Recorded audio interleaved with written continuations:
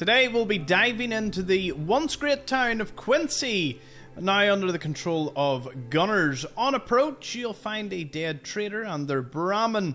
That is a sign of things to come. Once the gunners overran this ex-Minutemen town, they quickly set up defensive positions. It's a bit of a hornet's nest, so be careful when you enter. On the left we have the bakery. It contains plenty of fancy lad snacks scattered about the place. On the end to the right we have the Minutemen barracks. This was occupied by Colonel Hollis after he saved the town. He has his terminal where he details his arrival and what they were doing. Setting up defences. Looks like we got here just in time. We ended up taking a group of gunners from behind as we came into town. Took out about a third, but at least a dozen ran off. Mayor Jackson was practically in tears when we came. Even let us use his own house as a barracks. Gotta say, it's nice to find the Minutemen welcomed like we were back in the old days for a change. Preston has been helping them get some better walls up, and the town mechanic, Sturgis, has been invaluable. He even has a couple of suits of power armour. If he can get them up and running, it'd be a huge help. We don't have near enough manpower to hold the town if the gunners return in force, but I can't tell anyone that. I've sent out word to get reinforcements from any other Minutemen out there. I hope at least Colonel Marbury will be willing to help us. Status report. We've gotten the walls in pretty good shape and filled the stairwell at the monorail platform. I've had Sturgis working on getting some walkways set up across the roofs. If they manage to breach the wall, we may be able to retreat up there for a counter-attack. The gunners attack almost daily now, but we've got food and supplies enough, though we can probably wait them out. Unfortunately, my call for reinforcements has been disappointing. Not a single person has shown up. Betrayal. Today has been a terrible turn of events. One of our own, a 10-year veteran named Clint, showed up at the gate. I at first thought he had come to tell us reinforcements were on the way, but it turns out the bastard had changed sides. He's apparently leading this group of gunners who've been laying siege. He actually had the nerve to try to convince the mayor and me to stand down. I politely informed him that there wouldn't be a chance in hell of that happening, and I would do his traitorous ass in if he showed up again. If someone of his experience is leading them, we'd better be ready for anything. Alright, so you can look around the barracks, but not too much is going on here. It does give you access to the rooftop, and in turn, the freeway. You could just go and take on Clint at this point if you want. But if we carry on along here, you'll be wanting to find a certain gunner called Baker. He carries a holotape with a bit of info as to what is going on. Because there's actually a bit of infighting between him, Tess, and another gunner called Clint. Clint is obviously the one that betrayed them, and we're currently standing over the Quincy police station. It should be noted that Tess hangs out around here. Down right here, and her arm is actually a very unique piece of equipment. It's called Tess's Fist. It quadruples durability, so it's a pretty neat piece of equipment if you want to pick it up. If you want to know more about the Quincy police station, I'll be doing that in a separate episode. Climbing back atop the roof, we will want to hop, skip and jump over to this one, where we'll find Mama Murphy's apartment. More importantly, we're going to find Mama Murphy's stash, which is something an awful lot of players seemingly miss. Open the door into the balcony, and lo and behold, Mama Murphy's stash, containing quite a number for you. Gunners are crawling about this place, so you have to be very careful. And when looking through, we can read Mama Murphy's note. I sent Sturgis to talk to Mayor Jackson about what I saw with the site. I mixed up another cocktail and I can feel it starting to take hold. Want to see if getting the mayor to call for help changes the visions. Sturgis and Jackson have been wanting me to stop using it, but going to need the site again if we're going to make it through this. Yeah. Alright, there is one place you do want to visit, which is not down here.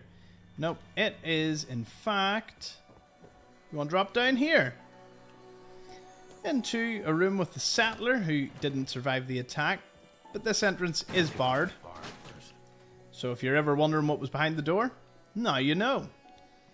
Moving into the bottom, this was one of the local stores providing lots of noodles and refreshments. Fusion core to provide power. And then when we go into the clothing store, plenty of outfits. If there's something you're missing, this could be a good place to visit. Fenton's Foodstuffs was also located here. Still brandishing some food. And then there's the Hole in the Wall, aptly named, where they would have had a bit of drink, a place to relax. There's also a safe in the area. Now moving on, this building was for rent, and perhaps in a past life you could have maybe purchased it. If Quincy was ever able to be repaired, it would have been a really cool feature. As for the rest of the building, we will eventually be able to find the terminal for Mayor Jackson, which we'll have a read of. But first things first, before we get to his terminal, we're going to encounter the main body of this place, Clint.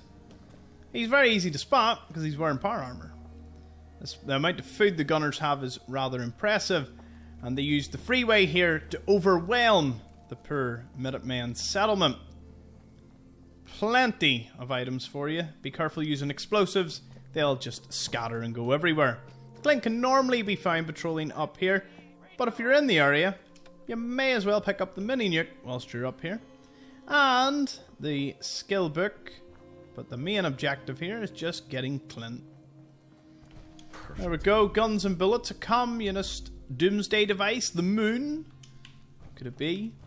Now Clint here, once you take care of him, has a weapon called Good Intentions. Its critical hits causes the target to frenzy. He's also wearing the power armor that Sturges was working on. He does have a terminal here, which we can have a read of. Personal logs for Clint, Colonel Hollis. Shame I couldn't convince Colonel Hollis to see reason, but the attack plan worked all the same. Once we blew the support in the highway and took the high ground, there was nothing they could do. Garvey managed to escape with a group of settlers, but the rest was just a bloodbath. I had to capture Colonel Hollis alive so I could prove to my new troops that I'm with the Minutemen. Or I'm done with them. Even when I put the barrel to his head, he still refused to see that this is just how the world works. If you want to bring order out of chaos, you need strength to do it. The Minutemen don't have it anymore. The gunners do. Captain Wes assures me that the troops he's given me in exchange for breaking the siege will obey the chain of command. But two of the more senior troops are proving difficult. Obviously Tessa and Baker. The detachment I sent out after Garvey returned yesterday, they managed to pick off several more of the settlers before losing them in Jamaica Plains. Tessa is complaining that we let them get away, but she's thinking like a raider. The Minutemen are done. Colonel Hollis was the last leader that had any worth, and Preston isn't going to be leading a counter-attack with a bunch of wounded women and children. Tessa and Baker, we've gotten our main camp set up on the freeway here, so we can't be taken the way the Minutemen were. I managed to get the radio tied into an old tower to establish contact with GNN, Gunners Plaza. Tessa and Baker had a long talk with Captain Wes, and while Baker has fallen into line, Tessa seems to be even more subordinate. Now that we're pretty well established and the troops are done setting up camp, I'm going to have to try to find other work for them to do. If they're busy, Tessa won't have time to rile them up. Maybe if I can keep her out of the camp for a while, the others would follow Baker's lead and stop questioning my commands. Captain Wes also said to check with the medic to get my blood type tattooed. Seems unnecessary, but if the jester will convince them, it's probably worth a bit of pain. Of course, once you deal with Clint, he's no longer much of an issue. With the magazine and the steamer trunk all looted, we can drop back down. And our main priority is to find Baker, the mayor's terminal, and read a wee bit about Sturges. So, Sturges, well, that's the easier one. He can be found, or his terminal, in the church here. As for the raider up there, Baker, he normally is the one that's running around with the mighty mini nuke. So he's probably the most dangerous person you will encounter. He'll sometimes even try and take a shot when you're walking through the interior. Now, if we read Sturges' terminal, we can have a wee bit of a idea as to what was going on here. This was his workshop, of course. Got a new project. I was out visiting some friends of mine down at the Atom Cat's garage earlier. and they hooked me up with a sweet deal on a couple of suits of power armor. They're in rough shape, but nothing I can't fix up. We had to drag one of them back here since it won't start up at the moment, even with a fresh fusion core. I gotta find some way to thank Fenton for helping me out with that. Maybe I can pay off his tab at the hole in the wall. Well, maybe part of the tab. I don't like this. Mama Murphy's been holed up in her room since the trader came through. She got a fresh stash of chems, and when I went to make sure she's eaten something, she said she'd been having the sight again. Said she saw the town surrounded, then overrun. Our people dead in the streets or captured. It sounds crazy, but she's been right about things before, and we were able to convince Jackson to put out a call for the Minutemen. I just hope it's not too late. Colonel Hollis rolled in with the Minutemen yesterday, and man, did they get here in the nick of time. Took those gunners from behind and had them running for the hills. Marcy's been making a fuss about how few showed up, but the Colonel has assured us others will come. In the meantime, Preston has been helping Sloane and me reinforce the walls. Shame that the power armor's on the fritz again. Sure would be a help to carry all the lumber.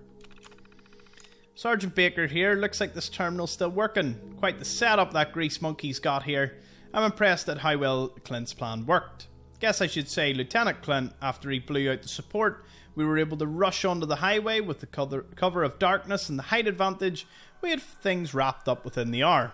A group of them managed to slip away. Good thing the lieutenant sent a detachment after them, or Tessa may have broken ranks and done it herself. Maybe if we can get these suits of power armor back in order, it'll convince her to cool off. So obviously there's no suits here as of right now. And you can see a greaser, jeans and jacket. It's no surprise that Sturges would be friends with the Atom Cats. He definitely shares a few things in common with them. Moving up to the top here, you can unlock an expert lock safe before making our way across and up to Baker, because he has a holotape from Tessa that we would like to listen to. If he would be so kind as to give me it. He has too many nukes and he's got a missile launcher, so either way he has a long range threat. You'll have to deal with him. Let's grab the holotape and have a listen. I should also mention that besides Sturge's terminal is a fusion core in the wooden box. It is very easy to miss.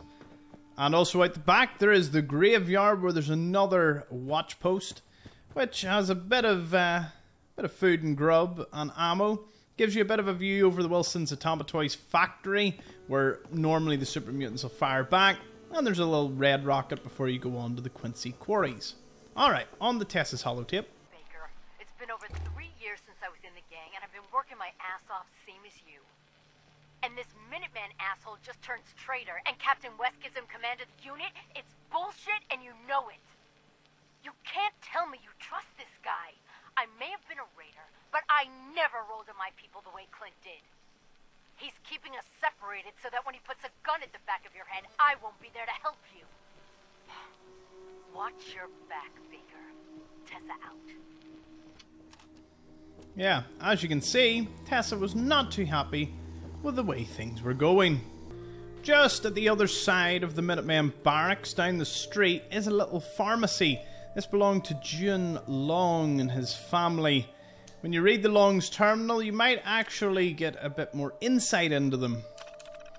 I can't believe Mayor Jackson is actually trying to get the Minutemen out here based on Mama Murphy's drug-crazed hallucinations. Marcy tried to explain to him that she's just an old loon, and we've been refusing to sell her chems anymore. But she's even got Sturges convinced. Now we're going to have to board and feed a bunch of freeloaders with laser muskets for nothing in return. Kyle's all excited, their son, and I'm going to have to break it to him that the Minutemen aren't actually like the stories he heard. She was right. I can't believe it. She was actually right. Sloane and Irma were making repairs to the walls and saw them sneaking around that old warehouse. We tried to scare them off, but they were still advancing in the monorail stairs. Then, when it looks like they are going to break through, the Minutemen actually showed up and drove them off. They're led by a man named Colonel Hollis, and Kyle is completely awestruck. Said he's going to join them when he gets older, and has been following them like a puppy. Kyle's hurt. I can't believe this. None of the reinforcements Colonel Hollis promised are on their way here have shown up. The gunners have been trying to find a way to get through the walls daily now. To make matters worse, while Kyle was following the Minutemen patrols around, he caught a bullet in the leg. It only nicked the bone, but he's going to have trouble walking, even if we make it through this somehow. Something's up. We thought at first another Minuteman had shown up, since it looked like Colonel Hollis recognised him. The two of them went off to talk with Mayor Jackson in private. Not 10 minutes later, the man left and Colonel Hollis followed him to the wall, shouting about what he would do to deserters. Was that guy one of the Minutemen? Or not? So obviously with the son, things change a little bit in the Long household. And you might be wondering what happened to Kyle. Well, this is his bedroom, and let's just say, unfortunately, Kyle didn't make it. Which kind of explains a lot about the Longs and their attitude towards things. Move on up, it brings us back to the roof here. And that means there's only one last thing to look at, which is actually back over here. Because there was a section of the terminal that we didn't read that I think is definitely worth having a look at. The terminal up beside Clint. Now, just for context in terms of the map, Quincy's at the bottom right corner of the map, near Poseidon Energy and the Atom Cat's garage. The thing about this location is the gunners, there's about 24 of them, and honestly, they are extremely dangerous. So only come here in the latter stages of the game if you don't have too much of a plan going on. The intel in the area is what I want to look at. So there's the quarry nearby. Clint sent some scouts down the highway to check for other nearby threats, but the only thing that nearby that seems to be the quarry and the inlet. Looks to be a group of raiders, but with good sniping position on the freeway, they wouldn't dare to try to fight with us. Baker fired off a few rockets at them, nothing major, just to make sure they know who they're dealing with. I sent Tess out with a squad to scout the factory south, mostly to get her out of my hair. They've reported there's not much out in the marsh other than an old factory. Looks to be inhabited by the Greenskins. They might cause a problem eventually, but for now I don't think we need to pick a fight when we've got prisoners to deal with. The Atom Cats. Turns out there's a group living in the garage in the peninsula, call themselves the Atom Cats. They seem to be a pretty tight crew. The scouts have reported their external fortifications are weak, but they do have several suits of power armor. Normally I'd say it isn't worth the trouble, but with the troops angry about losing the prisoners, it might be the distraction we need. And with that, our gaze changes to the Atom Cat's garage over in the distance, where we'll be heading to next. Thank you for watching.